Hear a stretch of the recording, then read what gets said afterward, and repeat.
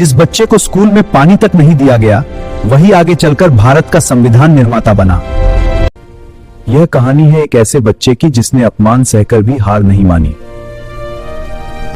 यह कहानी है डॉ भीमराव अंबेडकर की।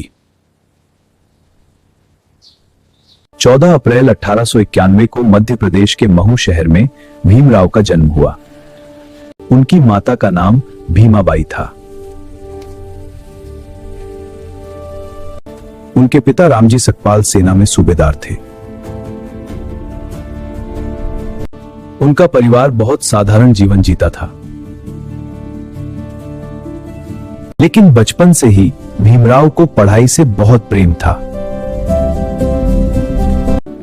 वह रोज स्कूल जाते और मेहनत से पढ़ाई करते। लेकिन उस समय समाज में छुआछूत का भेदभाव बहुत ज्यादा था। भीमराव को बाकी बच्चों से अलग बैठाया जाता था। उन्हें पानी के घड़े को छूने तक की अनुमति नहीं थी। यह सब देखकर भी उन्होंने हार नहीं मानी। वह रात रात भर पढ़ाई करते थे। उन्हें विश्वास था कि शिक्षा ही सबसे बड़ी शक्ति है। तेरी प्रतिभा देखकर मैं तुझे छात्रवृत्ति प्रदान करता हूं। धन्यवाद महाराज। अब भीमराव उच्च शिक्षा के लिए विदेश जाने वाले थे। वह समुद्र पार करके अमेरिका पहुंचे।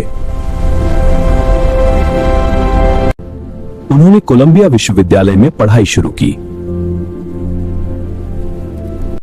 वह दिन रात मेहनत करके ज्ञान प्राप्त करते रहे। वह उच्च शिक्षा प्राप्त करने वाले महान विद्वान बन गए।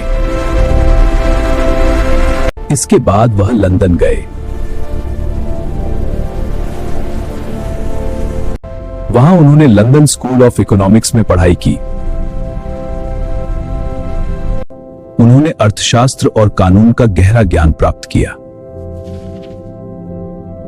पढ़ाई पूरी करके वह भारत लौट आए। भारत में उन्होंने समाज में फैला अन्याय देखा। उन्होंने फैसला किया कि वह समाज को बदलेंगे। मेरे भाइयों और बहनों, संगठित हो जाओ। उन्होंने लोगों को संगठित करना शुरू किया। उन्होंने पानी के अधिकार के लिए महाड़ सत्याग्रह किया। पानी हमारा अधिकार है। लोग धीरे धीरे उनके साथ जुड़ने लगे। उन्होंने कहा, शिक्षित बनो, संगठित रहो और संघर्ष करो। उनकी बातों ने लाखों लोगों को प्रेरित किया। धीरे धीरे भारत आजादी की ओर बढ़ रहा था। 1947 में भारत आजाद हो गया। अब देश को एक संविधान की जरूरत थी। हां, यह समय आ गया है। सभी को मिलकर काम करना होगा। डॉक्टर अंबेडकर को संविधान बनाने की जिम्मेदारी दी गई। उन्होंने दिन रात मेहनत करके संविधान तैयार किया। इस संविधान ने सभी नागरिकों को समान अधिकार दिए।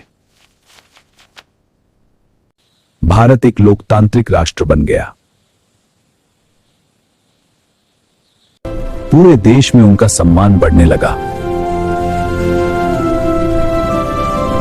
उन्होंने अपने जीवन में कई किताबें भी लिखी।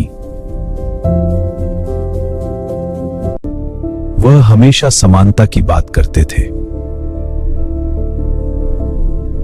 1956 में उन्होंने बौद्ध धर्म स्वीकार किया। लाखों लोगों ने उनके साथ नया मार्ग अपनाया। अब उनका जीवन समाज सेवा को समर्पित था।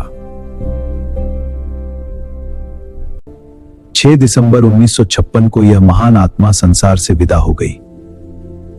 पूरा देश उन्हें श्रद्धांजलि देने लगा। 1990 में उन्हें भारत रत्न से सम्मानित किया गया। आज उन्हें संविधान निर्माता के रूप में जाना जाता है। उनकी कहानी आज भी लाखों लोगों को प्रेरित करती है। डॉक्टर भीमराव अंबेडकर हमें सिखाते हैं कि शिक्षा और संघर्ष से इतिहास बदला जा सकता है।